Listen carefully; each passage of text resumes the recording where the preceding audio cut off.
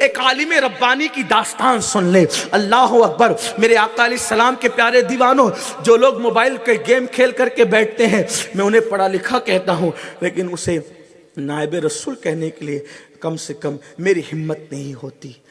उलमा से भी कहता हूँ, अगर आप आलिम कहलाते हो तो आपको कम से कम अपने मनसब का ख्याल करना चाहिए।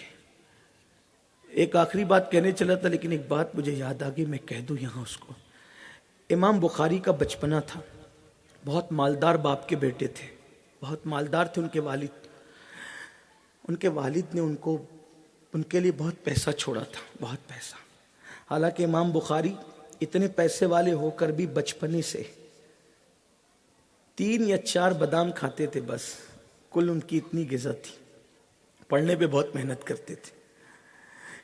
एक दिन वो कश्ती में सवार होकर जा रहे थे, उनके पास 1000 सोने के सिक्के थे, 1000, और उस दौर में बहुत होते थे।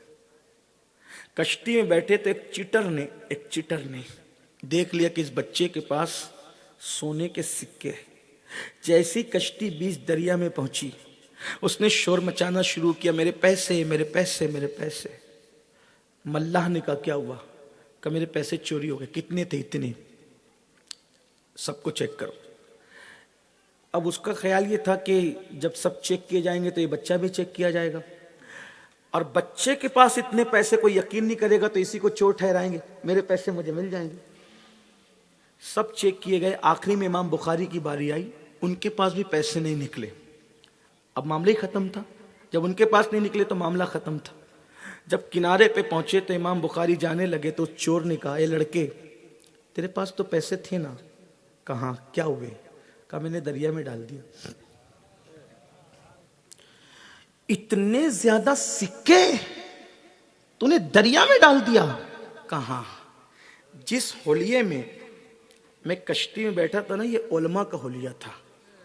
अगर मेरे पास पैसे निकल जाते तो कोई मेरी बात पे यकीन नहीं करता कि पैसे मेरे, लोग तेरी बात पे यकीन करते, तो ये होलिया उलमा का बदनाम हो जाता। पैसे तो मैं फिर कमा लूंगा दुनिया में, लेकिन अगर होलिया उलमा का बदनाम होता तो मेरे एक की वजह से सारे उलमा मशकूक हो जाते, और फिर कोई कश्ती वाला इस होलिये वाले को कभी अपनी कश्ती में सवार नहीं करता।